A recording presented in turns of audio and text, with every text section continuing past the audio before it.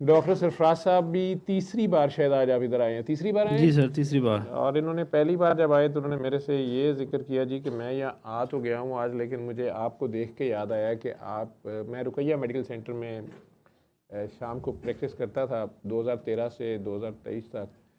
रात को थोड़ी देर बैठता था तो doctor Wasim is very close friend of us, मेरा और आसिम का, दोनों का। वसीम के क्लिनिक पे उसने मुझे एक कमरा दिया हुआ था, उसे पता था सरदे पल्ले कुछ नहीं का, तो उसने मुफ्त मुझे बड़ी देर बिठाई रखा है और मैंने याशी भी की, नखरे भी किए। और वो जिस मेरे स्टाइल ऑफ प्रैक्टिस को छेड़ता नहीं था, मैं सारी रात बैठा हुआ हूँ, उन बेचारों के पंखे बिजलियाँ एसी चल रहे हैं, मैं एक मरीज़ लेके बैठा है। वाला जो रूम हाँ जी, वाला जो रूम था, हाँ जी, हाँ जी। नीचे जहाँ पे मज़र लोग होते थे और निसार। निसार वगैरह पिछली साइड पे जी जो। जी, वो पीछे जो रूम, मैं भी उनके साथ ही होता था। हाँ, तो वो आपने तो मुझे अक्सर बताया। वो जो खुरम था साहब, डेंटिस्ट हाँ जी, हाँ जी, हाँ जी, खुरम, हाँ एक जी, तो आपका वो है ना, हाँ जी, मतलब। एक डेंटिस्ट था। जी जी, जी एक जी, डेंटिस्ट था। हाँ जी। तो हम उधर अक्सर जो है ना वो बैठे रहते थे। मैं उधर हाउस जॉब कर रहा था, अच्छा और अच्छा। सेकंड टाइम वसीम साहब कहते थे कि यार उधर मेरे पास ही आ जाया करो। हाँ हाँ हाँ हाँ। तो तब आपसे खुराम से गपशप होती थी, आपसे भी मुलाकात हुई हाँ, थी। मुलाकात हुई, जी सर। लेकिन उस तरह ज़्यादा नहीं ज़्यादा ताल्लुकात। आपने इंटरेक्शन। पहचान लिया उस दिन जी कि सर वहाँ हम थे। और फिर आप उससे अगले दिन एक दिन आए जी और सर। आज तीसरा दिन है। जी सर। सूरा रहमान का आपकी ज़ाती ज़िंदगी में क्या रोल है, या कोई आपने प्रैक्टिस की हो, या सूरा रहमान या ये दुआ 3 बार अल्लाह वाली या अली हक या बाबा जी के दुआ के इस सिस्टम से एज ए डॉक्टर। मेरा आज प्लान था डॉक्टर्स को बुलाने का, जी सर। लेकिन मेरा किसी से भी रब्ता नहीं हो सका, अल्लाह ने इसको भेज दिया। तो फिर मैं कह कि फिलहाल इसी की राय ले लेते हैं। बीच में आप नज़र आ गए। डॉक्टर जैन थी लेकिन उन्हें जाना था, और जो डॉक्टर्स मेरे साथ काफ़ी अरसे से हैं उन्हें पानी दीजिएगा, वो नीचे जो बैठे हुए हैं ये इधर मांग रहे हैं। आप कोई अपना एक्सपीरियंस शेयर सर करना मेरा चाहें तो या नहीं है? एक्सपीरियंस ऐसा है कि वो एक इशू चल रहा था, जैसा कि आपको बताया था, आपसे डिस्कस किया था। तो आपने वो जैसे बताया मैंने ऐसे ही किया, हम्म और जो जो मुझे नज़र आया वो भी आपको बता दिया। हम्म। और एक आपका तो अपना खानगी मसला चल रहा था, जैसे उर्दू में कहते हैं खानगी मसला, मियाँ बीवी की आपस में मिसअंडरस्टैंडिंग जी वगैरह सर। काफ़ी ज़्यादा शदीद। जी तो सर। मैंने कहा था अली हक कर लो दोनों एक हफ़्ता, और दोनों ही बहुत गर्म थे, जी सर। तो फिर जो होगा देखा जाएगा। जी सर। फिर आपने हफ्ते बाद तो मुझे ये फ़ोन किया था कि सर मेरा दिल तो यही कहता है कि किसी तरह मसला हल हो जाए, और लेकिन उन्होंने तो मुझे बड़ा गर्म खाते भेज दिया है। वही खत दूसरी पार्टी ने मुझे भी भेजा हुआ था, जी जी सर। और बड़े गुस्से में लिखा हुआ था कि ठीक है मैंने अली हक कर लिया है, और ठीक है बच्चे भी रखे हैं और सब कुछ रखे हैं, और बस ठीक है, मुझे कुछ नहीं चाहिए, मैं बस अपनी जगह खुश ही अपनी जगह खुश। जी सर। तो आपने मुझे भेज दिया, मैंने आपसे कहा था कि ऐसे चले इंतज़ार करें, आपने अली हक कर लिया एक हफ़्ता। जी जी। आपका तो दिल ये कहता है कि आप रहना चाहते हैं, दूसरी पार्टी रहना भी चाहती है कि नहीं पता नहीं। जी सर। और दूसरी पार्टी का जो खत है आपके नाम या मेरे नाम भी, उसमें तो नहीं नज़र आ रहा, वो तो गुस्से में है। इधर बैठे भी मैंने थोड़ी सी कोई बात की, डायरेक्ट नहीं एक इनडायरेक्ट वैसे बात हुई जनरली, बीबी पाक फातिमा की, सरकार दो आलम की। वो एक वाक़या मैंने नरेट किया, अल्लाह मुझे माफ़ करे, बीबी और सरकार और मौला अली तीनों का वो वाक़या था कि वो दरमियान वाले खिड़की से वो बीबी इधर आ जाती थी सरकार के पास, और मौला अली ने उन्हें कहा था कि मैं जब घर आने का मेरा टाइम हो तो अब घर रहा करें। तो वो अब्बा जी के पास आ जाए, सरकार को कौन छोड़े, या वैसे भी ऊपर से एक ही कमरा साथ, दरमियान में वो खिड़की थी। तो एक दिन मौला अली आए, जब वो घर नहीं थी, वो उधर से नॉक करके आते थे, क्योंकि इधर अम्मा आयशा वाला उजरा था।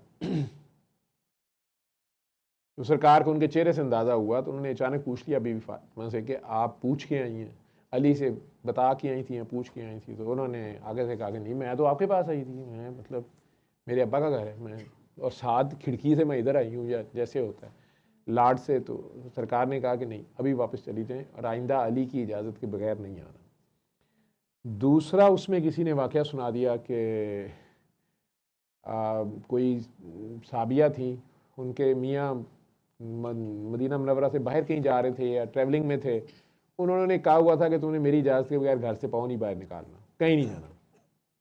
वो उन्हें अचानक इतला मिली कि उनके वालिद की डेथ हो गई है लड़की के। तो उन्होंने फिर सरकार को मैसेज भेजा, यहाँ किसी ने सुनाया था वाक़या, मुझे उसकी ऑथेंटिसिटी का नहीं पता। तो सरकार को कहा जी कि मेरे वालिद की डेथ हो गई है और मैंने जाना है, मेरे मियाँ ने मुझे कसम डाली है कि तुम घर से पाँव निकालोगे तो मैं तलाक दे दूँगा, मैं क्या करूँ? तो सरकार ने कहा कि नहीं, अब आप उसका वेट करें। बड़ा मुश्किल है बेटी के लिए, बाप का सारा। उस पे किसी ने वीडियो के नीचे कमेंट लिखा हुआ है, आई थिंक यूट्यूब पे, कि सर आपने भी इस वाक़े को एंडोर्स कर दिया है और मैं आज अपने मज़हब से बागी हो गई हूँ शायद, या मुझे अफसोस हो गया है कि एक लड़की का बाप की डेथ हो जाए और आप कह रहे हैं कि सरकार ने भी उसको जाने नहीं दिया और उसका मियाँ ऐसा जालिम था और ये वो। मैंने उसका आंसर शायद नहीं लिखा, लेकिन एक तो उस वाक़े का पूरा मुझे नहीं पता, दूसरा ये कोई फार्मूला नहीं बताया गया, लेकिन वैसे खामंद का दर्जा ऊपर होता है जब आपकी शादी हो जाए। अगर उसी तरीके से इस्लामिक तरीके से शादी हो, लड़की अपना मुंह मांगा महर ले, लड़के से उसका डील है, अब वो खामंद उसका ड्राइविंग सीट पे होता है। ये मर्द की अल्लाह ने फजीलत दी है, कुरान में लिखा हुआ है। अगर वो घर की सारी जिम्मेदारियां ले रहा है और अपनी ड्यूटी कर रहा है, वो तो वाक़या तो ऐसे नरेट हो रहा था, लेकिन वो कोई खातून है या पता नहीं लड़का है लड़की है, उन्होंने नीचे वीडियो की लिखा हुआ है। मैं उनको जवाब चाहता था किसी आलिम से और सारा पूछ के ही, पहले तो उस वाक़े को मैं कंफर्म कर लूँ जो दोनों वाक़यात हैं।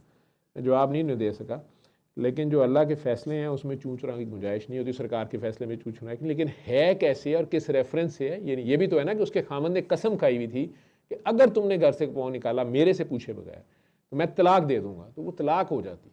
ठीक है, कसम पूरी करना अलग है, ना खाएं आप, लेकिन अगर करनी तो पूरी हो जाती है, या वो उस शर्त से हो जाती है। वो जो भी सिचुएशन हो गई थी, शायद उस खामन को भी अंदाज़ा ना हो कि ऐसा हो जाना है, और उस बेचारी ने सरकार की इजाज़त लेने की कोशिश की, लेकिन बहरहाल उस शख्स ने कसम खाई हुई है।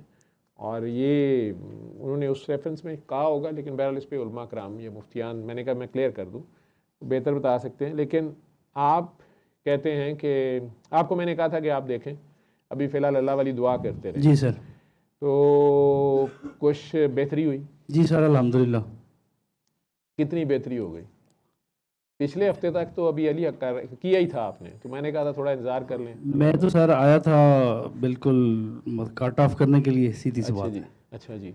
लेकिन ये मुझे नहीं पता कैसे हुआ, हाँ, तो हमारी सुलह हो गई अल्हम्दुलिल्लाह। सुलह हो गई है? जी सर अल्हम्दुलिल्लाह। वाह जी वाह, मुबारक हो आपको भी। बेगम Thank साहबा you। ने पहल की है या आपने पहल की है? मैंने पहल की सर। आपने पहल की? जी सर। मनाना भी आपका ही बनता है। जी सर। काकी का इतना तो राइट बनता है ना जी सर। कि चलो कदी कदी कोई रुस जाए तो मनाने वाला जिहड़ा है वो बड़ा ही हो जाता है। जी सर। अच्छा, तो खैर से जी ठीक सर। है। तो यानी डॉक्टर साहबान की सिर्फ बीमारियां ठीक नहीं होती दूसरे मसले भी ठीक हो जाते हैं। जी सर अल्हम्दुलिल्लाह। एक और डॉक्टर साहबा बीच में नज़र आ रही हैं, पीएचडी डॉक्टर हैं वो डॉक्टर नहीं है, पीएचडी डॉक्टर है, उनसे पूछ लें जी जी श्योर सर। उनकी ज़िंदगी का क्या तजर्बा है सूरह रहमान का। दें यार माइक इधर। और कौन कौन डॉक्टर बैठा हुआ है? अब मैं डॉक्टर इकट्ठे नहीं, मैं सोच रहा था डॉक्टर्स अपने पेशेंट्स ले आएँ और रिपोर्ट्स के साथ जो भी उनका एक्सपीरियंस है, जो मेरे साथ इतनी देर से थोड़े बहुत भी चले हैं या खुद ठीक हुए हैं या जो बोल सकते हैं, असल में बोलने पे तैयार नहीं है कोई, ये आपके सामने खड़ी है, इन्हें दे दें। डॉक्टर साहब आप दोनों माइक ले लें। अस्सलाम वालेकुम सर। वालेकुम अस्सलाम। सूरह रहमान से ज़ाती सोच में, किरदार में, घर के माहौल में, इस दुआ से मियाँ बीवी के आपस के तल्लुकात में भी कोई तब्दीली आती है, या आप तो खुद साइकेट्री की, क्लिनिकल साइकोलॉजी है आपकी, अप्लाइड साइकोलॉजी? जी सर। हाँ जी जी सर। उसकी हैं। आपका ज़ाती तजर्बा इस पर क्या है सर? इससे क्या मैसेज मिलता है, या मिला, या आपने अखज़ किया, या आपका क्या सर तजर्बा? मैं बता नहीं सकती क्योंकि आपकी रिसर्च तो रोमांटिक लव पे थी, इस तरह ही करके थी, लेकिन वो तो गली बाती थी ना। तो ज़ाती तजर्बा क्या है? सर मैं बता नहीं सकती। आपने भी अली किया था एक हफ्ता? ओह सर, उसके बाद ही फिर वो पर्चा लिखा। उसके बाद आपने बड़े गुस्से में एक पर्चा लिखा था? नहीं सर, गुस्से में नहीं था। हाँ, मतलब वो ये था कि जो मैंने सूरह रहमान से खुद सीखा है ना, उसमें पहले तो ज़िंदगी की वैसे ही समझ नहीं आती थी, फिर आपको ये लगता है कि इतनी हार्डशिप्स आपने देखी हैं, फिर उस पर इतना सारा कुछ जो भी हुआ, जो कव्वाम वाली या जो सारी सूरतें हाल है, उसमें मुझे ये लगता है कि देखें, अगर आपकी शादी हुई है ना, अल्लाह के नाम पे हुई है, अल्लाह के नाम पे फिर वो सारे असूल चलने चाहिए। लेकिन वो हम इस्लाम में पूरे के पूरे दाखिल नहीं ना होते। दाखिल नहीं हुए हैं। हम सारे नहीं होते। हाँ, हम जी सारी सर। डंडियां मारते हैं। जी जी। लेकिन सुलह हो गई है। सुलह ये तो वो मौजज़ा है सर, मैं बता नहीं सकती मौजज़ा हूँ। हुआ है। मैं भी वो हैरान हो रहा हूँ कि मेरा तो क्योंकि मैंने तो फाइनली ये हुआ कि सूरह रहमान आया से करेगा या दोनों ही नहीं आएंगे, लेकिन दोनों ही आ गए हो और इकट्ठे आए हो, तो मैं वो देख रहा हूँ कि ये क्या हुआ है। जी सर, वो आपके चेहरे पे भी कुछ डिफरेंस है, उनके चेहरे पे भी कुछ डिफरेंस उन्होंने बहनी अज हो रहे कोई पहले 2 दिन वो इस तरह करके बैठे रहे। सर हम ताज़ा ताज़ा यतीम खाने से होके आए हैं। और आप यूं करके बैठी होती थी 1.5 करोड़ 1.5 करोड़ 1.5 करोड़ 1.5 करोड़। सर गया तो है छड्डो परे, जो गया है वो ठीक ही गया है, अगे दसो। सर असल चीज़ इंसान होते हैं, प्यार होता है, और धोखे भी हम खा लेते हैं, अपने ही धोखे देते हैं। धोखा वो देता है जिस पे बंदा इतबार करता है 100% और अपना एतबार समझ के करता है, ठीक है। तो अपना कई बार नहीं भी सारा दे पाता है, या धोखा दे भी जाता है, या गलती हो भी जाती है, या फिसल भी जाता है। तो बेहतर है कि एक दूसरे को माफ़ करके अगर, और बजाय एक दूसरे की गलतियां गिनवाने के, बंदा अपनी गलतियां गिनना शुरू कर दे कि मेरी भी ये गलती है, और मेरे से भी यहाँ से ये गलती हुई है, ये हुई है, ये हुई है, और चलो यार छड्डो परे। क्योंकि ये जो ताल्लुक़ है ना मियाँ बीवी का ताल्लुक़, ये इतना मुक़द्दस है। मैं कहता होता हूँ कि कायनात की सबसे बड़ी इबादत है शादी। आप लोग शादियों पे जाते हो ना, वहाँ पे ढोल ढमक्का खुशी वो सारा ठीक है, लेकिन असल में ऐसे समझा करें जैसे आप किसी को, जैसे आप लोग हाजियों को लेने नहीं एयरपोर्ट जाते, या हाजी आते हैं तो आप उन्हें रिसीव करते हैं या बड़े उनसे पूछते हैं अच्छा होते की होया किंज होया किंजदा ही गया। ये हज से भी बड़ी इबादत है शादी का, निकाह का फंक्शन। अल्लाह कितना खुश होता है आपको पता नहीं है। क्यों कि मैं 2 मियाँ बीवी में नाचाकी कराते हैं, लड़ाई करा आया हूँ मैं, मिसअंडरस्टैंडिंग करा, को यही वाला जादू हारूत और मारूत को यही वाला जादू सिखा के भेजा गया था। तो आप यहाँ से अंदाज़ा लगाएं कि कितना इम्पोर्टेंट बात सर आपको बता रहे। इसको ऐसे ही कैजुअल ना ले। इंसान जब पैदा होता है ना, सॉरी मैं सर आपकी बात सही कर, उसके साथ एक जिन पैदा होता है। वो जिन बिल्कुल हूबहू हमारे जैसा होता है, और वो खलवत में जलवत में हमारे साथ रहता है। उसको अरबी में कारीन कहते हैं। उर्दू में आपने हमजाद का लफ्ज़ सुना होगा। हमजाद जो है वो हमारी डिट्टो कॉपी होता है, लेकिन होता जिन है। ये वो जिन होता है जो सूरत नास में कहते हैं ना, कुल औज़ु बिरब्बिन नास मालिकिन नास इलाहिन नास मिन शर्रिल वसवासिल खन्नास अल्लज़ी युवस्विसु फिस सुदूरिन नास मिनल जिन्नति वन नास। ये वो वाला जिन है। इसका सारा टाइम एक ही काम है, आपके कान में ऐसे जुमले कहते रहना, वसवसे डालते रहना। आसिम तू तो बेकार है, Asim you are lost, what a failure you are. Asim तू इतना इन्ना अच्छा सलूक किया, इन्हें पलट के तेरे नाल की किया, मनफी सोच डालते। You understand. तो उसको उसर से बचने के लिए भी वही बात आ जाती है। वंस अगेन वो सूरह रहमान अगर आप सुनते हैं, वो आपकी वेवलेंथ्स, जैसे मैंने आपसे कहा ना कि वो जो उसमें जो नेगेटिव ट्रांसमिशन आ रही होती हैं उसको वो काउंटर कर देती है। This is what I have learn. मैंने सारी की सारी बात आज आपको बताई है कि गैर महसूस कुन तरीके से आपके अंदर आएगी। सिर्फ यकीन के साथ छलांग मारे, अंधेरे में मारनी है, और ये नहीं सोच रहा कि थल्ले क्यों कहते हैं सर, थल्ले गड्डी भी नहीं होनी।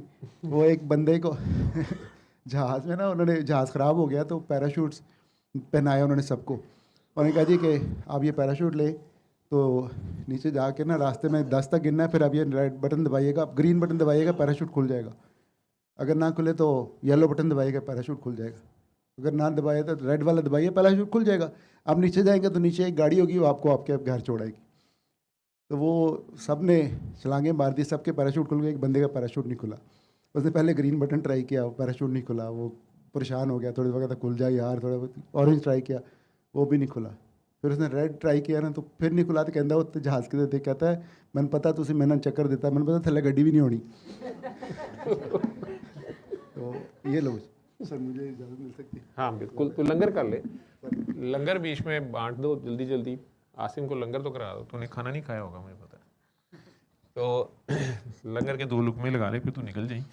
तेरी मेहरबानी। बहुत ही बिजी फिजिशियन है, बड़ा डॉक्टर है। मेरी हॉस्पिटल के जो लोग हैं उन्हें पता है कि ये 5 या 10 मिनट से ज़्यादा अंदर मरीज़ को घुसने नहीं देते। इसके पास सिस्टर ऊपर खड़ी होती है और काउंटर चल रहा होता है। दोपहर को प्रैक्टिस करते हैं, शाम तक ख़त्म कर देते हैं मेरे ख्याल, है ना। तो उस वक्त ये फैमिली को टाइम देते हैं जब मैं क्लिनिक शुरू करता हूँ। तो आज इसने टाइम निकाल लिया है, आ गया है, बड़ी मेहरबानी, आपका बुलाने का शुक्रिया, आप लोगों का मुझे मेरी बात सुनने का शुक्रिया। चलें, मैं कोशिश करूँगा कि डॉक्टर साहिबान की ज़ुबान से सुनूं। मैं भेजता हूँ मरीज़ों को वापस, जो कुछ ऐसे पेशेंट होते हैं जिनको डॉक्टर्स ने जवाब दिया होता है, तो मैं उन्हें कहता हूँ कि आप वापस जाएं और अब जाके उन्हें पूछें या उन्हें दिखाएं या ये टेस्ट कराएं या अपना वैसे मिलें, और फिर डॉक्टर साहब से कहें कि वो भी ये तरीका इलाज आगे बता दिया करें। आज तक कोई डॉक्टर आगे बताने पे तैयार नहीं हुआ। हमारी यहाँ ना पे रफ आता ना, हम आके वापस बता दें कि ये हो रहा है। लेकिन चंद हैं जो खुद से कर रहे हैं। आसिम साहब की आईसीयू में सूरह रहमान लगती है बहरिया हॉस्पिटल में, वैसे भी कुछ पेशेंट्स को ये बता देता है। कभी कभी मेरे क्लिनिक में कुछ पेशेंट आते हैं, वो आके कहते हैं हमें डॉक्टर आसिम राना ने भेजा है। मैं देखता हूँ तो इसने पहले दिन उन्हें सूरह रहमान का लिख के दिया होता है, और दूसरी तीसरी विजिट पे उन्होंने कहते हैं कि आप लोग सर के पास चले जाओ, ये थोड़ी मैनू समझ नहीं आ रही। वो अमूमन ज़रा ज़्यादा तस्बीहात वाले या बहुत ज़्यादा मेंटली कंफ्यूज लोग होते हैं, जो अपने जंतर मंतर छोड़ने पे तैयार नहीं होते, कहीं ना कहीं फंस गए होते हैं, या आसिम के कहने पे माफ़ करने पे तैयार नहीं होते, कहीं ना कहीं स्टक्ड अप होते हैं। तो घंटा डेढ़ वो मांगते हैं कि हमारे से बहस करो, हाथापाई करो। आसिम ने अपने क्लिनिक में 5 मिनट से ज़्यादा नहीं देने होते। तो वहाँ से फिर ये कहते हैं कि इस चीज़ का सार फारिग बैठे ने पहुँचो थे। तो हाँ, उन्हें साथ बता देता है कि वहाँ 2-2 घंटे इंतज़ार भी करना पड़ सकता है, और टाइम निकाल के घर से जाना, वहाँ अंदर सर भी कई बार घंटा डेढ़ रोक लेते हैं। वो लोग इस चक्कर में ही आ जाते हैं वो केड़ा डॉक्टर एड़ा घंटा डेढ़ वेखता रहता है। ठीक है। तो कल एक पेशेंट था अलबत्ता मेरे पास, तो वो मेरे पास आया तो बातों बातों में मैंने कहा आपकी ब्लड प्रेशर की दवाई कब से खा रहे हैं? यंग मैन था। उसने कहा मैं इतने अरसे से खा रहा हूँ, जिससे मेरा ब्लड प्रेशर बड़ा अच्छा सेटल है। बैरियर टाउन में बड़े अच्छे डॉक्टर साहब हैं, डॉक्टर आसिम राना हमारी फैमिली डॉक्टर हैं वो। मैं कहा उन्होंने मेरे पास भेजा है। मैं कहा वो नहीं मेरे पास भेज सकता, मेरे पास ये वैसे कहते नहीं नहीं मैं उन्होंने नहीं भेजा, वो तो मेरे भाई को शिज़ोफ्रीनिया है, अम्मी को डिमेंशिया है, मुझे किसी ने फलां साहब हैं मेरे जानने वाले, उन्होंने आपका कहा, फिर एक और साहब ने कहा, तो मैंने अपना टाइम दिया, तो मैं असल में आपको पहले चेक करने आया हूँ। मैं कहा तो मैनू चेक करना है कि आप मेरी अम्मी को और भाई को चेक कर लेंगे? मैं कहा ठीक है। तो फिर मुझे अच्छा लगा, सादा सा बंदा। मैंने कहा यार तुम आसिम राना साहब से कब मिलोगे?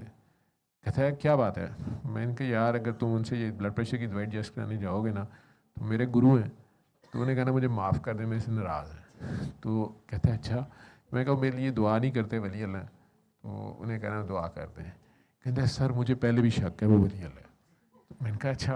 कहता है जी सर मैंने ऐसा डॉक्टर नहीं देखा, तो उनसे दुआ कराऊँ? मैं कहा बिल्कुल उनसे दुआ कराना, मेरे लिए भी करा देना। कहता है ठीक है। कल रात को 1:30-2 बजे की बात है, पता नहीं वो कब तुम्हें पकड़ता है। अच्छा सर से आज पूछते हैं सर ये वली अल्लाह होता कौन है? किसको हम वली अल्लाह कहते हैं भला? हैं? आसान है, मुश्किल नहीं है, मैं बताऊं आज। अब सर अगर इजाज़त दें तो आपको वली अल्लाह बनने का आसान तरीन तरीका बताऊं। स्कूल में आप जाते हैं ना, ये आपका बड़ा प्यारा कोई दोस्त होता है, आप हर जगह उसके गर्दन में बाजू डाल के फिर रहे होते हैं, याद करें ऐसे होता है ना, कैफेटेरिया में, कैंटीन में भी जा रहे हैं, प्लेग्राउंड में भी उसी के साथ जा रहे हैं। तो अल्लाह को वली बना लें ऐसे करके ना, उसके साथ गर्दन में डाल लें बाजू, और उसी के साथ फिरा करें। ज़रा एक दिन फिर के दिखाओ ना।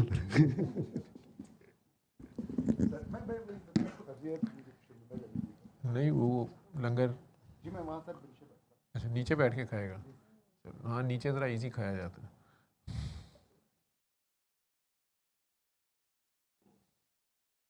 तो ये मैं किसके पास था माइक? उनके पास था। वली अल्लाह कहते हैं अल्लाह के दोस्त को।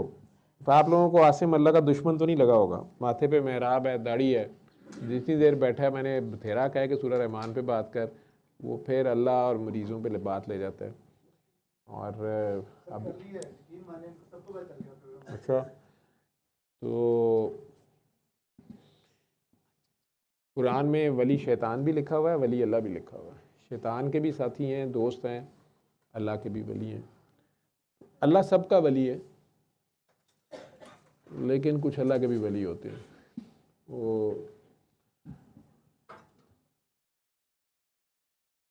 वो मखलूक से प्यार करते हैं, उनकी निशानी ये होती है मखलूक की खिदमत करते हैं, और अल्लाह उनसे जो भी काम ले ले। खैर जी डॉक्टर साहबा, तो फिर आप दोनों की सुलह हो गई है, पक्की बात है, कैसे हुई है, ड्रॉप सीन कैसे हुआ है? सर आपने बताया था चौथी दफ़ा मैं अल्लाह हक वो वाली हक कर रही थी उस रात। फिर मैं मुझे तो यही लगता था कि मतलब जो सूरह रहमान से मैंने सीखा वो ये था कि माफ़ करना है, दिल को साफ़ कर रहे हैं, अगले के लिए सदका खैरात कर रहे हैं, और जो है ना उसको बेहतरीन इंसान जानना है। यहाँ तक तो मैं कर लिया था कि इनसे बेहतरीन इंसान तो कोई नहीं हो सकते, क्योंकि इन्होंने मुझे रहमान से मिला दिया है और रहमान थेरेपी से मिला दिया है। और अगर ये सारे ना होती चीज़ें तो शायद मैं रहमान तक मतलब सूरह रहमान तक ना पहुंचती। और मैं अपनी जो सारी प्रोफेशनल लाइफ थी उसमें बड़ी सारी चीज़ें थी जो समझ नहीं आती होती थी कि इंसानों की बनाई हुई थेरेपीज इंसानों के दुखों का मदावा नहीं करती थी। तो मैंने जब वो स्टूडेंट्स के साथ या उस तरह के बच्चों के साथ बच्चियों के साथ लगा मतलब वो रहमान थेरेपी शुरू की, तो उनके वो मसाइल हल हो गए जो मुझे मतलब मेरिकल था, और हर कोई फ़ौरन से ही कहता था कि हाँ चीज़ें सेटल भी हो गई। तो उससे नेक्स्ट वाली जो स्टेज थी वो ये लगता था कि जो अंदर का खौफ था वो पता नहीं कैसे वो निकल गया, और जो चीज़ें ये बड़ी अजीब चीज़ थी। तो मुझे उससे ये लगा कि अंदर के बड़े सारे खौफ होते हैं हमें, और वो उस खौफ की वजह से हम बहुत ज़्यादा एक्सप्लॉइट हो रहे होते हैं, और अंदर की मैं नहीं मरती है। तो ये बड़ा मुश्किल था, ये एक नई चीज़ थी मेरे लिए कि देखिए एक औरत के लिए उसका घर सबसे ज़्यादा ज़रूरी चीज़ होती है, और तलाक उसके लिए बड़ी मतलब परेशान कुन हालत तक वो कभी भी नहीं मुझे लगता है औरत सोच सकती।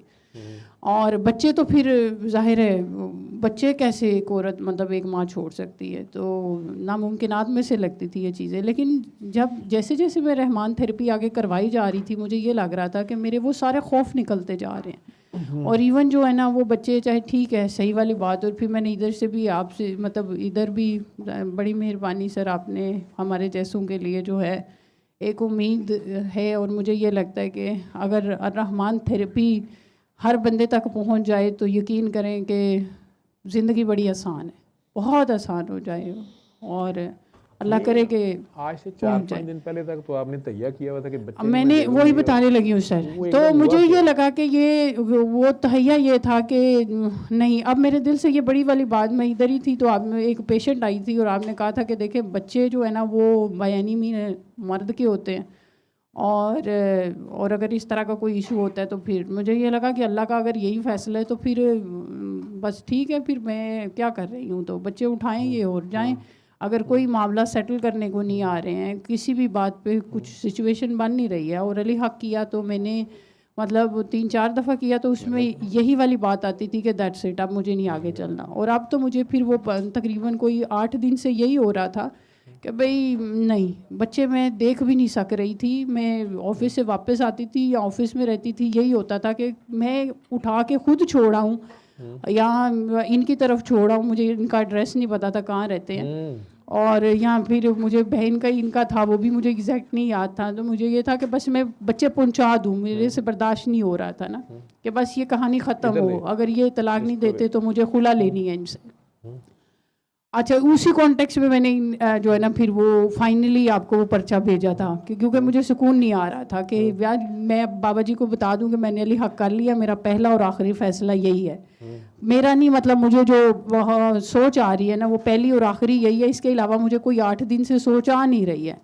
लेकिन दरमियान में ख्वाब भी आया था इस तरह से कि जैसे आप डॉक्टर साहब से बात कर रहे हैं और मेरी तरफ देख रहे हैं, मैंने सर पे पट्टी बांधी हुई है, मैं आपकी तरफ देखती हूँ और मैं कहती हूँ बाबा जी देख मेरी तरफ रहे हैं, बात डॉक्टर साहब से कर रहे हैं, लेकिन फिर मैं पट्टी फटाफट खोल देती हूँ सर की। मैं कहती हूँ सर क्या कहेंगे कि अभी भी रहमान थेरेपी करके पट्टे बांधी फिर रही है तो लेकिन बात वही वाली आती थी कि नहीं अब बस फैसला हो गया। तो फिर वो आपने कहा, जब आपसे बात हुई फिर आपने ये कहा कि अच्छा एक दफ़ा और आपका ये आखिरी फैसला है। आपने मुझे पूछा कि भाई देखो बच्चे वो ले जाएगा, मैंने कहा मैं तो पहले देने पे बैठी हुई हूँ। फिर आपने कहा कि मतलब या बच्चे अगर वो नहीं लेके जाते, फ़र्ज़ करें आप ही के पास रहते हैं और बच्चे बड़े हो जाएंगे और उनकी शादियाँ हो जाएंगी तो फिर एक टाइम होता है साथी की ज़रूरत पड़ती है, तो फिर आप क्या करेंगी। मैंने कहा बाबा जी कि अल्लाह करे कि बच्चे जो है ना वो बड़े हो भी जाएं और उनकी शादियां भी हो जाएं, तो जो अल्लाह मुझे इतनी उम्र देगा वो फिर आगे उसको पता है कि बेहतरीन उसने क्या करना है, तो जो मुझे उम्र देगा उतनी तो उसने मेरे लिए कुछ सोचा ही होगा। फिर आपने कहा अच्छा चलो देखो तलाक हो जाएगी, बच्चे चले जाएंगे, तो फिर तुम अकेली रह जाओगी, क्या करोगी? मैंने कहा मेरे लिए अब रहमान काफ़ी है, तो मैं रहमान थेरेपी करूँगी। मुझे लगता है कि अल्लाह ने मुझे इसी काम के लिए चुना है। मुझे समझ नहीं आती थी अभी तक कि ये 40 साल उम्र हो गई है, मेरी ज़िंदगी का मकसद क्या है। तो मुझे अब अपना मकसद नज़र आ रहा है और मुझे ये लगता है कि कुछ भी ना हो, बस रहमान हो। और मैं लिटरली वो धमाल पढ़ना या फलानी वो आते, मुझे वो समझ नहीं आती थी इधर आके। लेकिन जब अब मैं कोई म्यूज़िक मैंने 7 साल से नहीं सुना था, अब मुझे वो म्यूज़िक अच्छा लगता था और उसमें जो है ना वो मुझे वही रहमान ही नज़र आता था, अल्लाह जी नज़र आते थे। अब तो जब सारे इधर आके कहते होते थे कि बाबा जी हम आंखें बंद करते हैं आप नज़र आते हैं, मैं चुप करके बैठी रहती थी कि अच्छा आते होंगे। लेकिन वो पहले शुरू में जब रहमान थेरेपी की तो रहमान नज़र आता था, फिर अल्लाह नज़र आता था, फिर अब आप नज़र आते थे। इमरान भाई ने ज़ाहिर है दुआ की है तो वो बहुत उसमें आते थे। अच्छा, तो अब ये आपने जब कहा ना कि फिर आपने कहा अच्छा चलें ठीक है, आप गुस्से में, मैंने कहा नहीं मैं बड़े होश में हूँ कि मैं इस हद तक थी कि नहीं मैं बड़े होशो हवास में, और जब अली हक कर लिया तो फिर बस यही वाली बात आ रही है। और आप कहते हैं कि पहले और आखिरी, इवन आपने जब इधर भी सुलह के लिए बुलाया था और आपने कहा था अली हक करें, और मैंने किया भी था, तो मुझे दिल में यही आया था बात कि नहीं ये ठीक नहीं है बंदा, मुझे नहीं करनी सुलह। और आपने कहा कि बच्चों का, तो वो मैंने कहा हाँ बच्चों का एक दफ़ा आया है कि हाय अल्लाह बच्चे, लेकिन फिर भी ये आता है कि नहीं मेरे नहीं है बच्चे, जब है ही नहीं, अल्लाह ने मुझ पर डाला ही नहीं है, तो मैं अब तक देखा है, अब मेरे से आगे नहीं देखा जाता है ना। खैर वो मैं उस दिन फिर आपने कहा कि अच्छा चले आप एक दफ़ा और जो है ना वो 7 दिन अली हक करें। मैं वो अली हक करके वो मैं शुरू से आ जाता 9-10 बजे तक नींद आ जाती है, तो मैं तो PhD भी जो है ना पहले सो गई की है तो मैं कभी रात को नहीं जागी हूँ। यहाँ पे आके बड़ा मौजूज़ा है, यहाँ पे ओकेजनली नींद आती है लेकिन नींद नहीं आती है यहाँ पे आके ना। तो अच्छा वो मैं अली हक करके कोई 10 बजे सो गई, वो बंद करके लाइट वो क्या कहते हैं मोबाइल बंद हमेशा करती हूँ मैं। डॉक्टर साहब भी मोबाइल बंद ही करते हैं जब इन्होंने सोना होता है। तो मैं तो सो गई। अब ये हुआ था कि रहमान थेरेपी करने से ना, मैंने घर में वैसे कैमरे भी लगवाए हुए थे और डर ये था डॉक्टर साहब बच्चे ना चुक के ले जाए और मुझे पता रहे कि भाई क्या चल रहा है घर में। और जब से रहमान थेरेपी की थी तो आप ये कहा कि अल्लाह 70 माँओं से ज़्यादा प्यार करता है ना, तो उसकी एक माँ बनो, मतलब बाकियों को आप कहते होते थे बच्चों के जो है ना वो 70 माएँ ना बनो। तो वो जब से मैंने रहमान थेरेपी की थी ना, तो मैंने फिर वो अल्लाह के सुपुर्द कर दिए बच्चे, और उसके बाद मैंने कभी वो कैमरा ऑन ही नहीं किया।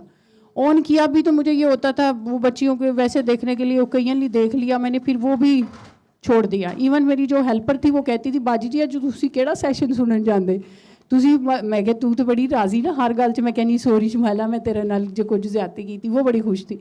तो खैर मेरा ना वो फिक्र उतर गई थी कि यार अब अल्लाह है ना, अब जो जहाँ पे भी हैं अल्लाह बेहतर जानेगा कि बच्चों को किधर रखना है क्या करना है। अब ये मेरा मसला नहीं है, मैं नहीं सॉर्ट आउट कर सकी, इतनी एफर्ट करके भी मेरे यही था कि यार बच्चों को बेहतरीन ज़िंदगी मिले, जो हमारे साथ हुआ वो आगे ना हो, बच्चों को जो है ना वो सही कर सके। लेकिन मेरी जितनी भी मैंने कोशिशें की वो नाकाम रहीं। अब मैं बेबस हूँ, अब मेरे में तो अपने सांस लेने की भी हिम्मत नहीं है, मैं तो अपने लिए भी जी सकूँ या मैं चलती फिर रही हूँ तो इतना ही सफिशेंट है मेरे से। अब बिल्कुल मेरे में हिम्मत नहीं है और अब बस बच्चे जाएँ जहाँ पे जाना है। अब उस दिन जब आपने कहा कि अच्छा एक दफ़ा फिर अली हक कर लें, तो मैंने जो है ना वो करके सो गई 11-12 को बजे तकरीबन ना। अच्छा घर की कुंडी ख़राब हो गई, मैंने वो भी नहीं ठीक करवाई मैंने कहा ले जान चौक के जिन्हें जो ले जाना है हूँ नहीं मैं चौक करवानी। घर भी ਉਹੀ मसले तो बाहर भी ਉਹੀ मसले, बंदा घर वाले तो बचे या बाहर वाले तो बचे, बाहर वाले तो बच जाता, घर वाले तो बचना बड़ा औखा है। यानी आपने टोटल मलंगी ऑप्ट कर ली। अब मैं तो मुझे ये था कि जो तो है ही हर पासे इस तरह की कहानी, तो फिर मैं किधर को बच्चा ना जिन्हें जो ले जाना लै जे चौके हुण रहमान है वो जाने। तो मैं इत्थे एक गल सुनी सी अम्मा जी दी, अम्मा जी कहते सन कि वो मोटरसाइकिल वाला एक किस्सा सुनाते सन कि ना एक जांदा सी पिया तो वो गरीब मतलब होया एक्सीडेंट होया, एक बहुत माठा जिहा सी ते एक जरा पारा सी। ਉਹਨੇ ਜਿਹੜਾ ਮਾਠਾ ਜਿਹਾ ਸੀ ना ਉਹਨੂੰ ਕੁੱਟ के ਉਹਦਾ मुँह भी तोड़ता, नाले नुकसान भी ਉਹਦਾ होया। और जो है ना वो फिर उसको मारता भी जा रहा है और उसको कह भी रहा है कि उठो तुम उठो, मुझे मारते क्यों नहीं, जवाबी हमला क्यों नहीं देते। तो उसने कहा कि देखो मैं तुम्हें दिल से माफ़ करता हूँ, किसी का कोई यार होगा तो आप ही पूछ लेगा। अब वो और वो फिर वो तो बड़ा खुश हुआ कि मैंने सारा कुछ कर लिया और वो फिर आगे चला गया। और वो अब आगे गया है तो आगे कोई भी नहीं है, लेकिन वो चीख रहा है कि मुझे छुड़वाओ, मुझे छुड़वाओ, मुझे छुड़वाओ ना। तो कि मुझे जूते पड़ रहे हैं। लोगों ने कहा किधर से जूते पड़ रहे हैं, कोई तुम्हें मार नहीं रहा। तो वो कहता किसी का कोई यार होगा तो पूछ लेगा। अब ये बात मुझे बड़ी आती थी कि यार बस ठीक है, अब मेरे बस से बाहर हैं चीज़ें, मैं कुछ फिक्स नहीं कर सकी हूँ। जो मेरे वो रोमांटिक लव फलाने वाले रिश्तों को समझने की सूझबूझ थी, जो मेरी साइकोलॉजी की थेरेपिस्ट थी, अगर मेरे घर में ही नहीं चली, मेरी सारी साइकोलॉजी फेल हो गई, एक बंदे को मैं अंडरस्टैंड नहीं कर पाई, अपना एक रिश्ता नहीं चला पाई या चल नहीं पाया, मेरी सारी एफर्ट्स के बावजूद मेरे लिए ये मतलब कि मैंने कोई जितने भी ज़ाहिर है इस सारे मसाइल में लोग आए, उन्होंने यही कहा कि भाई रिश्ते को तोड़ने के लिए, मैं उनसे कहती थी यार मुझे कोई एक रास्ता या 200 करोड़ रास्ते बता दो यार, जितने भी बड़ी मुश्किल हो, कि घर चलते कैसे हैं। क्योंकि मैंने हर वो फार्मूला लगाया जिससे घर चले, लेकिन घर नहीं चला। मुझे ये बड़ी नाकामी फील होती है। मैं अपने स्टूडेंट्स को क्या बताऊं, अपनी बेटियों को क्या बताऊं। अब मेरे पास तो ये उम्मीद भी नहीं रही है कि यार घर चलते हैं किसी तरह से। घर तोड़ना बड़ा आसान है, क्विट कर देना बहुत आसान है, लेकिन घर चलते कैसे। अब ये मैं क्या उम्मीद दूं लोगों को ना। तो वो जो सारी बच्चियां मेरे साथ देखती होती थी और फिर जिस हालत में उन्होंने मुझे देखा था, मैं उन्हें कहती होती थी देखो यार डॉक्टर साहब खुश हैं, फ्लरिश कर रहे हैं। मैं मतलब जब वो खुश होते हैं तो मुझे बड़ी खुशी होती है, तो बस मेरे इतना ही सफिशेंट है। तो अब वो सारी मुझे पूछती थी वही वाली बात कि मैडम फिर दसो हुन की फार्मूला, तो आप तो फिर आप भी उधर ही हैं, हम भी उधर ही हैं। तो मैं कहती थी हाँ भाई नाकाम हो गए। लेकिन फिर मैं उन्हें कहती थी कि देखो मैंने रहमान सूरत की है ना, तो मेरा दिल पुरसुकून है। अब मुझे लगता है कि अल्लाह है। और फिर जब वो खौफ भी निकल गया कि यार जो बच्चे मुझे बहुत प्यारे थे, अब मैं खुद ही कह रही हूँ कि यार चूँकि मैं इनके साथ कुछ अच्छा नहीं कर सकती हूँ, तो अब मुझे बस फिर ये नहीं। तो वो कोई रात के 11-12 बजे जो है ना, हाँ वो फैमिली फ्रेंड्स जिनको मैंने गॉसिप्स की वजह से जो है ना, जो 5 साल से हमें वाकई जानते थे जब हम फार्मा नाइट्स में रहते थे, तो उनकी आवाज़ आई कि मैडम और मैं एकदम उठी, मैं गए केड़ा आ गया घर च, इन्हों तो मैं नंबर ब्लॉक है ना, उनसे पता ही कोई नहीं कि घर किधर है, तो ये किधर से आ गई हैं। तो वो साथ ही वो उनके मतलब वो पूरी फैमिली, उनके हस्बैंड और बेटा और वो मतलब बहन साथ पीछे। डॉक्टर साहब मैं तो हैरान होगी, मैं क्या डॉक्टर किधरों चुक लाया इन्होंने। अच्छा तो बच्चे सो रहे थे अल्हम्दुलिल्लाह, तो बैठ गए वो। फिर ज़ाहिर है वो मेरे से बातें कि मैडम आपने तो बताया ही नहीं, हमारे नंबर भी ब्लॉक कर दिए। मैंने कहा हम आपसे ना एक चीज़ मांगने हैं। मैं क्या जो तुम मंगन आए ना वो मिलना कोई नहीं, और मेरे से इस टॉपिक पे बात कोई नहीं करनी। वो मेरे हाथ को हाथ लगाए, मैं उन्होंने हाथ पर सट्टा, मैं ना घर दे विच दुध ते ना कोई पानी शानी पीना, तो दस दो, बोतलां शोतलां असीं पींदे कोई नहीं, तो इस टॉपिक पे गल नहीं करनी। आप लोगों ने, मैंने नहीं माननी ये वाली बात। सारा कुछ हो चुका हुआ है, मैंने बाबा जी को कह दिया हुआ है, मैंने उन्हें भी बता दिया हुआ है, इन्हें भी भेज दिया है। ये आ गए हैं तो चलें बस, आप बिस्मिल्लाह करें, बच्चे उठाएं और जाएं। इन्होंने तलाक नहीं देनी तो मैंने खुला ले लेनी है। अब मेरे इससे मैं हो ही नहीं सकता। खैर उन्होंने कहा, वो बड़ी कोई बात करती थी, मैं उससे आगे 10 बातें करती थी, वो होते हुए मैं करोड़ बातें करती थी। डॉक्टर साहब चुप करके बैठ के सुनते रहे।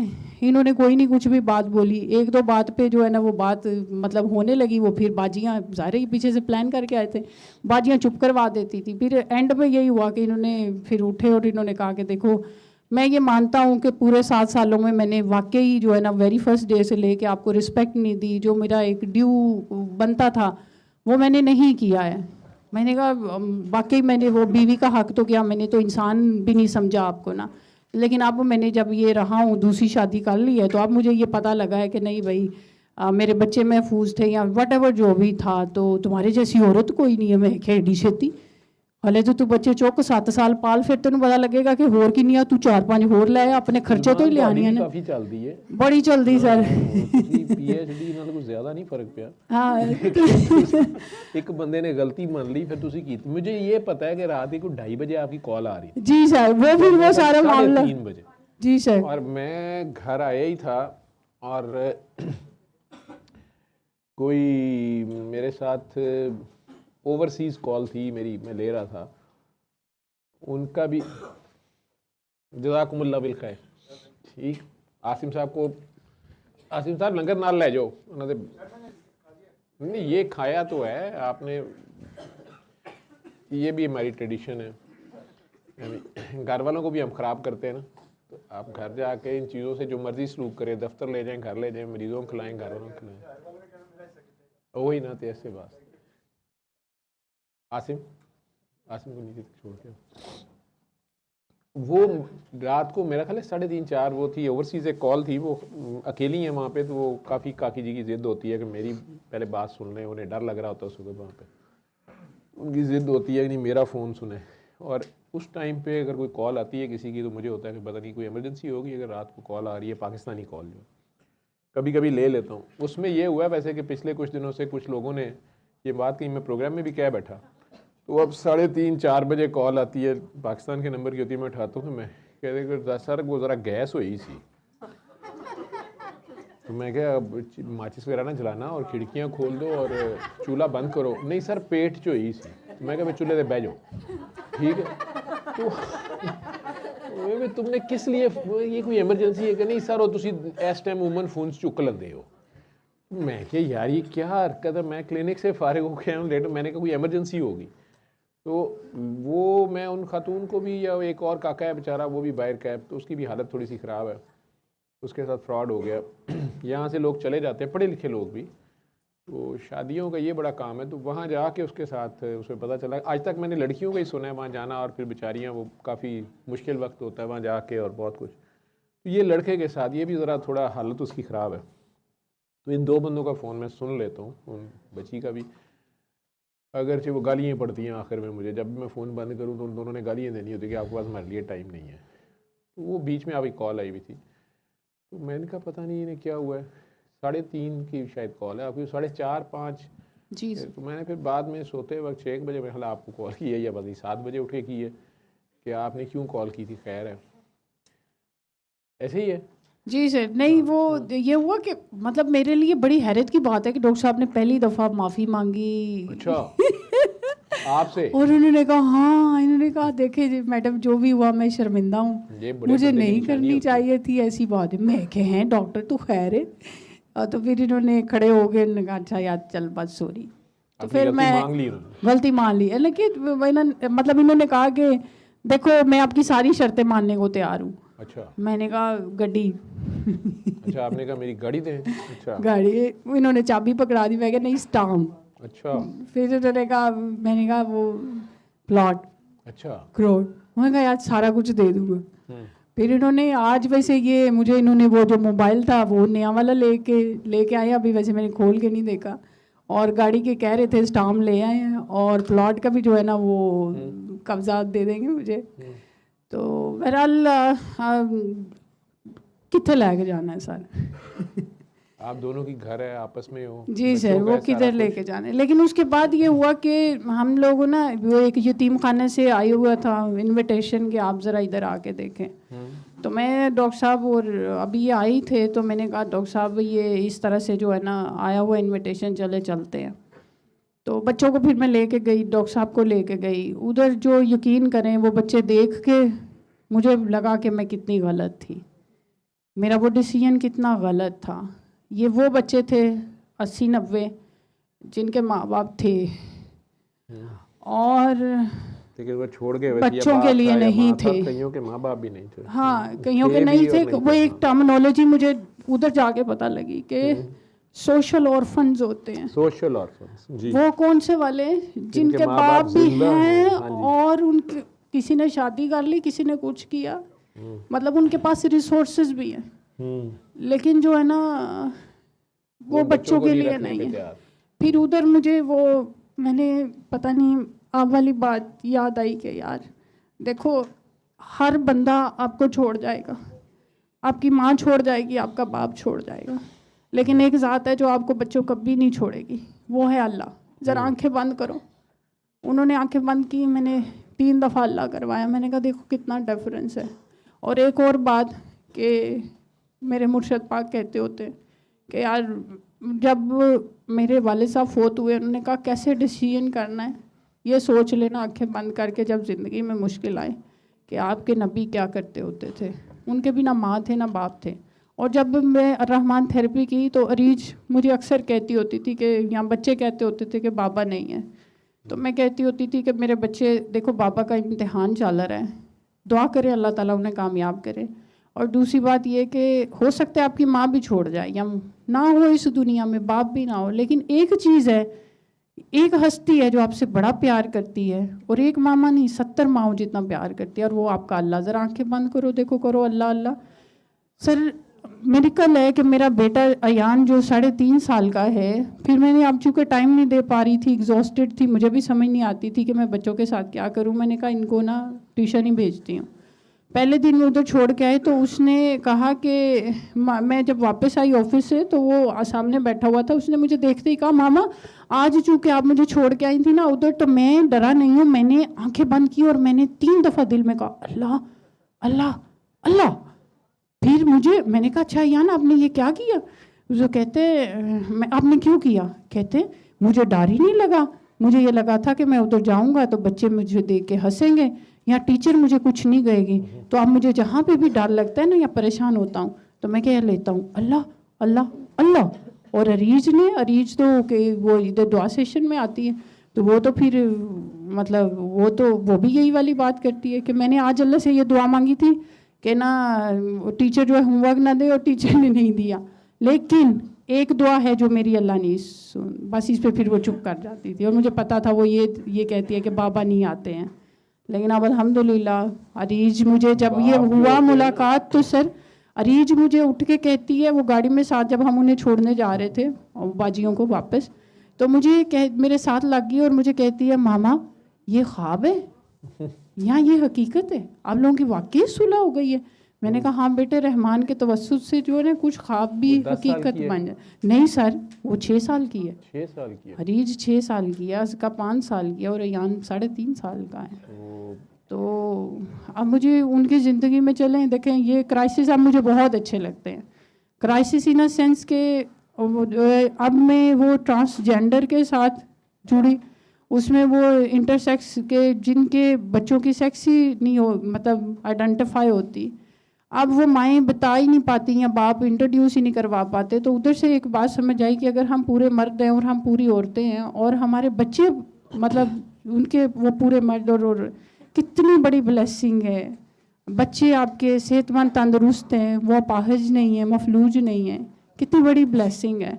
और मैंने फिर आज उधर वो जब यतीमों से मतलब उधर देखा तो मैंने फिर अब मैं अल्लाह से मतलब तब की बड़ी परेशान हूँ और तौबा कर रही हूँ कि या अल्लाह, तो अगर या रहमान थेरेपी ना होती, रहमान करम ना करता, रहमान के बताने वाले हमें सहारा ना देते, तो आज शायद हमारे बच्चे भी फिर सोशल ऑर्फन्स होते हैं। या ये वाकई पता नहीं क्या होता है, आपका सैचुरेशन पॉइंट आ जाता है, गुस्सा आ जाता है, लेकिन वाकई जो है ना नस्लें सफ़र करती हैं।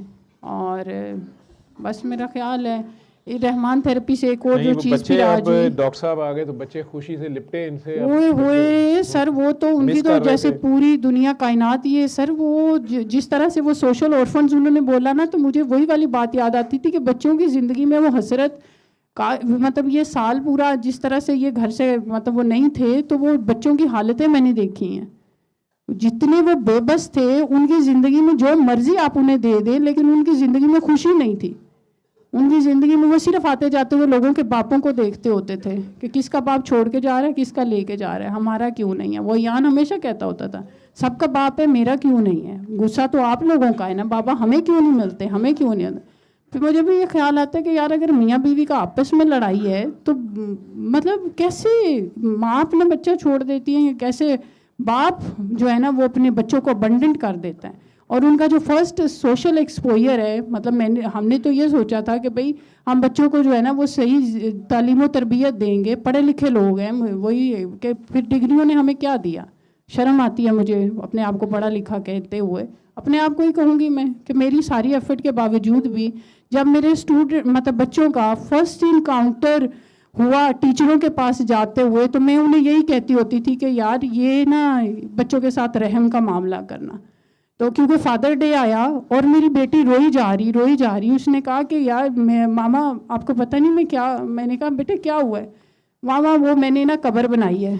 मैंने कहा मतलब अरीज क्या कह रही हो। कहती है मामा और साथ रो रही, ये मैंने बाबा की कब्र बनाई है। मैंने कहा क्यों बेटे, खैरी सलाह, आपके तो बाबा हैं। कहती है नहीं, वो ऊपर उसने इतने सारे बच्चे बनाए, हालांकि रीज हमेशा हंसते मुस्कुराते हुए बच्चे बनाती थी, उस दिन उसने ना रोते हुए बच्चे बनाए। तो मैंने कहा रीज ये कौन है, मुझे ये लगा कहेगी कि हम बाबा की कब्र पे है ना, ये बच्चे हम हैं। उसने कहा ये वो लोग हैं जिनकी खातिर वो हमें छोड़ के गए हैं, ये हम नहीं हैं, वो दूसरे लोग हैं। तो उन्हें ये लगता होता था कि माँ भी छोड़ जाएगी ना। तो खैर वो फादर डे था या कोई फादर की कोई बात आती थी ना, तो बच्चे मेरे स्कूल नहीं जाते थे, वो रोते थे और परेशान होते थे, और वो कहती थी मैंने नहीं। फिर मुझे टीचर को बताना पड़ा कि यार इनके सामने जो है ना फैमिली की या बाप की कोई बात ना किया करो, इनका दिल दुखता है। तो मुझे फिर वो परेशानी होती थी कि यार हम कैसे पढ़े लिखे इंसान हैं, मतलब मैं क्या कहूँ, हाफिज़ कुरान है, हमारा इनकाउंटर बड़ा अच्छा होता है, लेकिन बच्चों का फर्स्ट जो इंटरेक्शन है, मुझे फिर वो यतीमों वाली बात समझ आई कि यार वाकई अल्लाह ये कहता है कि यतीमों के साथ ना तकरीम का मामला करना, इज़्ज़त की बात करना, वो बड़े दुखे हुए होते हैं। तो मैंने फिर वो इस साल पूरे में, मतलब पहले चाहे जो भी था, लेकिन बाप घर में था, बाप आता था, बच्चों को पता था, मुझे भी घर घर लगता था। काटूंगा यहाँ पे, मैं ये कहूँगा अपने अल्लाह का, एक तो अल्लाह का लाख लाख शुक्र है कि आप दोनों की सुलह हो गई। जी सर। अल्लाह का लाख लाख शुक्र है कि आप दोनों ने अपनी अपनी गलती रियलाइज़ कर ली, और अगर एक ने माफ़ी मांगी तो दूसरे ने माफ़ी दे भी दी, अपनी अपनी अना के आगे नहीं खड़े हुए, अपनी अपनी ज़िद्दें और उसमें नहीं खड़े हुए। मेन चीज़ जो आप दोनों को देखनी चाहिए थी वो उन बच्चों की खुशी और जो उनका हाल हुआ होगा उस दिन से वो जिस तरह से हैं, आप दोनों ने ये देखना है, और ये आप दोनों की ज़िम्मेदारी है। ये पूरी दुनिया के माँ बाप की ज़िम्मेदारी होती है, लेकिन जो बच्चे बड़े हो गए हैं उन्होंने ये भी सीखना और सोचना है कि इस तरह के लम्हे उनके माँ बाप की ज़िंदगियों में भी कई बार आते हैं, और कई बार उनकी माँ या बाप सिर्फ उन बच्चों की खातिर बहुत बड़ी कुर्बानी देता है, अपनी अना की, अपनी कई बार इज़्ज़त की भी, अपने वक़ार की भी, अपनी पता नहीं क्या क्या, मैं बता नहीं सकता। मेरे सामने जो कहानियाँ खुलती हैं इतनी सी बात करने पे, तो बच्चों को नहीं पता होता कि माँ बाप कई बार सिर्फ उनकी खातिर दोबारा इकट्ठे हो जाते हैं, टूटता टूटता रिश्ता। अल्लाह फिर प्यार डालता भी है उनमें अगर वो अल्लाह की खातिर इकट्ठे होते हैं। गलतियाँ सारों से ही होती हैं, इन्हीं बच्चों की खातिर उन माँ बाप ने ये पापड़ बेले होते हैं। ये अनाएँ उन माँ बाप में भी होती हैं, उनकी भी इज़्ज़त होती है, उनमें भी गुस्सा, रिएक्शंस, सारा कुछ होता है। कई बार बच्चे बड़े होके बड़े आराम से एक फ़िक्रा बोल देते हैं, आपने हमारे लिए किया ही किया है। उन्हें नहीं पता होता वो किन किन जगहों से गुजरे होते हैं, अल्लाह ने क्यों इतना बड़ा उनका दर्जा रखा है। अल्लाह नबी के बाद फ़ौरन अगर कोई आता है मर्दों के लिए तो वो माँ बाप है, औरतों के लिए खामद है अगर वो मैरिड है, नहीं तो माँ बाप है। और ये दर्जा होता है, ये दर्जा एवं नहीं मिलता।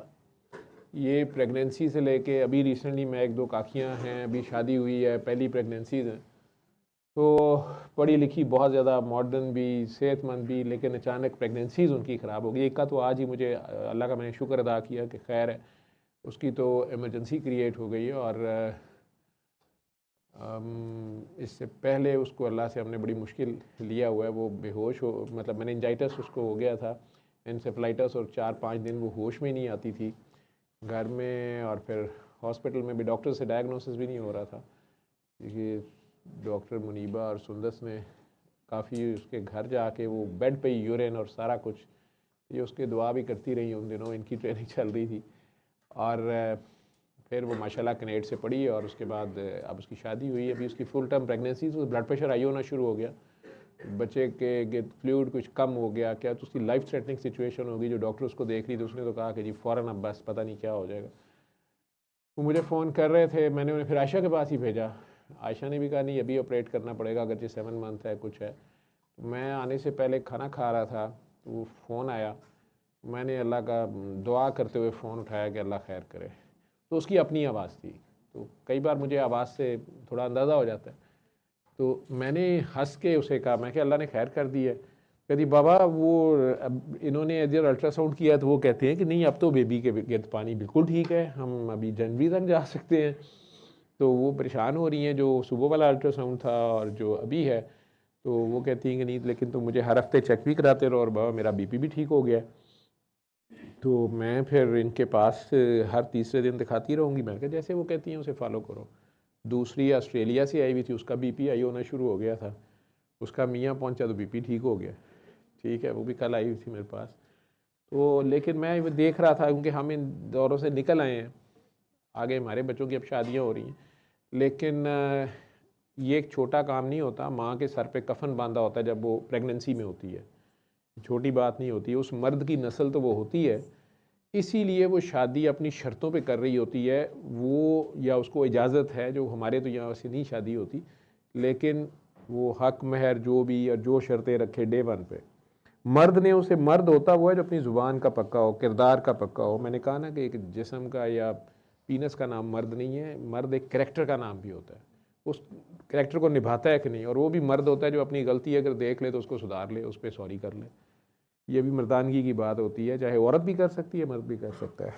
सी का इस तरह यूज़ होता है।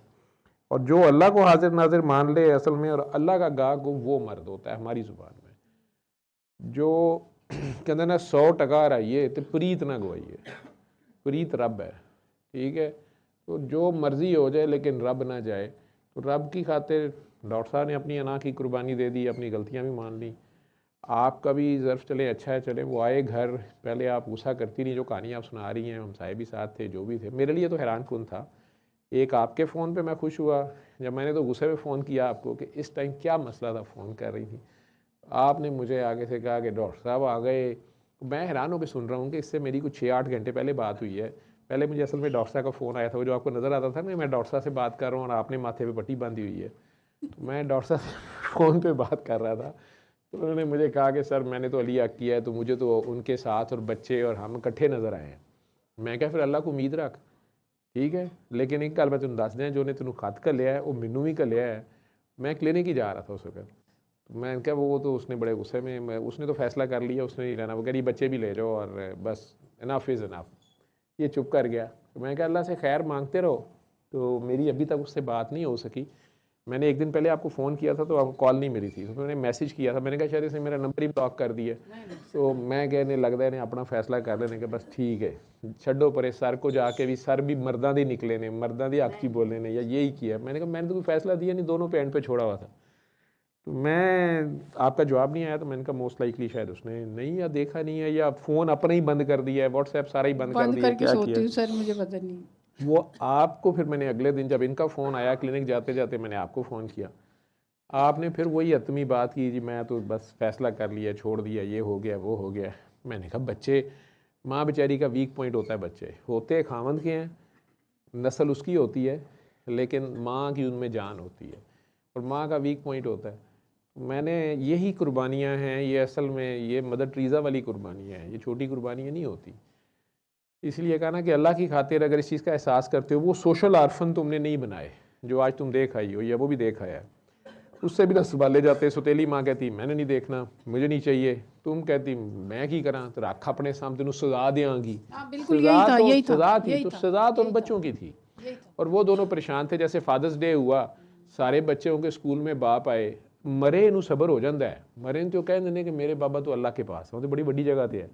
तो बाबा के होते हुए बाबा नहीं आए, ठीक है, तो उस बच्चे की तकलीफ़ और होती है, और हसास भी है। वो बच्ची ने 1-2 बार यहाँ सवाल किए हैं, तो मुझे पता है कि उसका वो सोचती है। वो जो इब्राहिम वाला सवाल मैंने नहीं उन्होंने कहा था कि बाबा के होते हुए भी इब्राहिम को किसी ने आग में डाल दिया, तो बाप को इब्राहिम के होते हुए उनके बाबा ने कैसे उन्हें आग में डालने दिया? तो मैंने तो उसे अगला जवाब नहीं दिया कि उसके अब्बे ने तो डुलवाया था तो उसके बाबा के होते हुए वो उसमें गया था। तो वो जो आपके उस वक़्त मुझे जो जवाब था वो तकरीबन हतमी था कि नहीं सर जी मेरा तो ये है। तो मैंने आपको इसलिए कहा कि मैंने कहा अच्छा फिर आप इस तरह करें, एक हफ़्ता और अली हक करें, क्योंकि उधर से जो वो मुझे कह रहे थे मैंने उन्हें बड़ा खंगाल के पूछा। मैं कहा यार मेरे ना फ्रॉड ना लाई, मेरे ना झूठ ना बोली, ये जरा मैं तुम्हें 1-1 मिनट दे रहा हूँ ना, इस 1-1 सांस की मेरे की कोई कीमत है। मुझे फ्रॉड लगाओगे, मेरे साथ बड़ों ने फ्रॉड लगाया है, वो मैं नहीं कहता बाबा फरीदगंज शकर, ये सिस्टम वो है। मैनू किसी ने कहता मिट्टी है, मैं कहा यार मिट्टी होएगी, वो मिट्टी निकल आई, सोना मिट्टी बन गया। या मैनू किसी ने कहता सोना है, मैं कहा यार सोना होएगा, सोना निकला है। वो अपनी जगह पिटदा रह गया, सर वो गलती ना ਤੁਹਾਡੇ ਕੋਲ सोने की घड़ी सच्ची मुची चले गई है, मैं तो इमिटेशन दी सी। मैं पता नहीं यार, वो तो कहते ने सोने की है, मैं तो बेच दी। ठीक है, तो कहने का मकसद है वो करता है। मैं जब आपको टाइम दे रहा हूँ, मैं उसकी खातिर दे रहा हूँ, मेरी तरफ से हो ना हो, रहो ना रहो, बच्चे मेरे ने, तुहाडे ने, ओदे ने, दुनिया उसकी है, मैं नहीं चला रहा, मेरा स्टाइल ही ये नहीं है। मैं दुआ कराता ही ये नहीं हूँ। मैं ही कहता हूँ ए तेरे बूहे दे आ गया, नू रखना ही रख, नहीं रखना ना रख, ये इनके साथ क्या सलूक करना है तूने करना है। मुझे एक बार डांट पड़ी भी है कोविड में, उसके बाद से मैं नहीं कभी सरदर्दी लेता। आपने मुझे फिर हतमी जवाब दिया ना, आपकी बात उस वक्त जिस तरह थी, मैंने कहा चलें ठीक है। मैं क्लिनिक चला गया था, क्लिनिक ख़त्म करके मैं रात बता रहा हूँ कि 2-3 बजे घर आता हूँ, और उस वक्त किसी की कॉल ले रहा था तो बीच में आप ही कॉल आई। मैंने कहा इसको अब क्या हुआ है? मैंने कहा लगता है अलिया कर रही है और इसको या तो कोई ख्वाब आ गई है या इसने गुस्से से फिर वही कहना है कि सर जी मैं अलिया किया, मैंने तो वही जवाब आ रहा है, तो अभी तो 7 दिन मैंने कहा। खैर मैं उस वक्त वो कॉल फिनिश कर रहा था, बाद में फिर मैंने आपको कॉल की। आपकी आवाज़ से मुझे लगा कि देयर इज़ समथिंग डिफरेंट। तो आपने मेरे साथ ही कहा कि सर वो तो पता नहीं क्या हुआ है, वो डॉक्टर साहब आ गए, मैं कहने वो सिर च कुछ है कड़ मारी होनी है और ये हूँ लगी है कि इंज हो गया। लेकिन आपने मुझे कहा कि जी वो इस तरह उनके साथ कुछ जानने वाले भी थे, पहले मैंने यह जैसे आपका स्टाइल है मेरी तरह बड़ी डिटेल से बात करने का। मैंने गुस्से से मैं कहा यार मुझे टू द पॉइंट बात है। सर वो डॉक्टर साहब कहते ने मेरी गलती है, मैं सॉरी करना। उन्होंने कहा मैनू माफ़ कर दे, मैं माफ़ कर देता है। मैं क्या वाह असी एवं बिच वकील बिच बाहर खलोता रह गया, अंदरों अंदर डील हो गई। वकील ने दोवां लड़ाया, ਅਸੀਂ ਉਧਰ ਕਹਿੰਦੇ ਨਹੀਂ ਅਜੇ ਬਹੁਤ ਦੇਰ ਤੂੰ ਰੇਟ ਹੋਰ ਵਧਾ 5 ਲੱਖ ਤੂੰ ਦੇ, ਇੱਧਰ ਉਹਨੂੰ ਕਿਹਾ ਤੂੰ 10 ਲੱਖ। ਸਰ ਵਕੀਲਾਂ ਦੀਆਂ ਕਾਲਾਂ ਆਉਂਦੀਆਂ ਮੈਂ ਚੁੱਕਦੀ ਨਹੀਂ, ਮੈਂ ਨਹੀਂ, ਤੁਸੀਂ ਪਰਾਂ ਰਹੋ। वकीलों को तो खान साहब ਨੂੰ ਪੁੱਛੋ ਕੀ ਹੁੰਦੇ ਨੇ वकील। तो खैर अल्लाह का लाख लाख शुक्र है, आप मुझे उन बच्चों की खुशी है और आप दोनों माशाल्लाह आए हो, इकट्ठे आए हो। उसी तरह मेरे आज वो काकी का फ़ोन जब आया तो मेरे जिसका वो बीपी कंट्रोल हो गया और वो एब्डोमेन में या उसके राउंड प्लेसेंटा भी, उन्होंने कहा कि नहीं ये तो 4-5 पानी की है थैलियाँ हैं अभी और खैर है कुछ नहीं है, जो टर्मिनोलॉजी मैं आपको समझा सकता हूँ। तो मैंने कहा नहीं अभी ठीक है और खैर और बीपी भी ठीक हो गया, ये हो गया वो हो गया। दूसरी वैसे ही कल आई थी वो भी ठीक। तो मैं देख रहा था कि काकी की कितनी मुश्किल ड्यूटी होती है, अपने सर पे कफन बांध के वो 9 महीने भी गुजारती है, एटम बॉम्ब भी होता है उसके पेट में, फिर उसके बाद डिलीवरी भी उसकी जान पे खेल के करती है। उसके बाद उस शख्स की औलाद को उसने पालना होता है, अपनी हड्डियाँ चुसवानी होती हैं, अपना खून उसको दूध उसको पिलाना है, फिर उसको संभालने के साथ साथ उसके अब्बे को भी संभालना है जो एक्सपेक्ट कर रहा है कि अब फिर फटाफट नॉर्मल हो जाए, तेरे नखरे नहीं मुकदे। और वो अल्लाह मियाँ भी 40 दिन की छुट्टी दे रहा होता है, वो भी कोई नहीं देने पे तैयार होता, या अकेले होता है बंदा तो घर में वो भी ड्यूटी कर रहा होता है। तो ये अपनी जगह है, वो भी बेचारा कोल्लू का बैल बना होता है, बाहर से वो सारा कुछ ला रहा होता है। अगर जॉइंट फैमिली सिस्टम है तो वो भी ज़िम्मेदारियाँ होती हैं। तो ये सारी काकियों की ज़िम्मेदारियाँ अल्लाह ने रखी, जो काकी की हैं वो काकी की हैं, जो काके की हैं वो काके की हैं। लेकिन आज आपको वहाँ ऑर्फन हाउस जाके ये समझ आया होगा कि शैतान क्यों इतना खुश होता है अगर मियाँ बीवी की लड़ाई हो जाए और फसाद हो जाए। किसी को कैंसर हो जाए, कहीं बम चल जाए, कोई शहर तबाह हो जाए, शैतान खुश नहीं होता। लेकिन मियाँ बीवी की लड़ाई हो और फसाद हो और तलाक हो तो वो 7 नस्लों तक वो इम्पेक्ट जाता है, ये आपको नहीं पता, और वो बड़ा खुश होता है। उसका काम ख़त्म, उसने करना ही कुछ नहीं है, अब ये आप पे ही हो ही जाना है। अब ये जैसे कहते हैं ना वो डोमिनोज इफेक्ट वो शुरू हो गया है, तो उसका काम उसको नहीं ज़रूरत, उसको पता है कि ये अब तबाही की तरफ ये बच्चे ये वो आगे से अब फसाद ही चलना है। इन बच्चों ने आगे अपने पार्टनर्स के साथ फड्डा ही डाली रखना है, उन्होंने भी किसी पे ट्रस्ट नहीं करना, अपने बच्चों के साथ अजीबोगरीब सलूक करना है, साइकोलॉजिकली वो सारे डिस्टर्ब हो गया। आप तो साइकोलॉजी यानी खुद पढ़ के देख रही थी और अपने बच्चों पे इम्पेक्ट भी आप देख रहे हैं, उसके बावजूद हम अच्छा इन्वायरमेंट नहीं दे पाते और आपस में हमारी अपनी भी बड़ी टॉक्सिसिटियाँ होती हैं। टॉक्सिक रिलेशनशिप बन जाते हैं अनाओं के साथ, नफ़रतों के साथ, हसद, कीने, लालच, धोखे, फ़रेब, और फिर माफ़ ना करना और लड़ पड़ना और ज़िद, बदले, लड़ाइयाँ। तो शैतान ये सारी चीज़ें इस्तेमाल करता है। फिर वसवसे, फिर बच्चों को घर में अगर इकट्ठे कहीं रह रहे हैं तो माँ बाप अगर आपस में इकट्ठे हैं तो बच्चों को डराई जा रहे हैं, चाची को ना खाए उन्हें जादू किया होंगे, ताई दे घरों पानी ना पीवे उन्हें तवीज़ पाए होंगे, हालांकि उन्होंने इकट्ठे होना आपस में, कज़न्स आपस में। तो अजीबो गरीब किस्म की नफ़रतें, वो ही जादू होता है सारा, कुछ भी नहीं होता, हमारी सोचें होती हैं। सल्ले अला सल्ले अला सल्ले अला सल्ले अला सल्ले अला शफीना सल्ले अला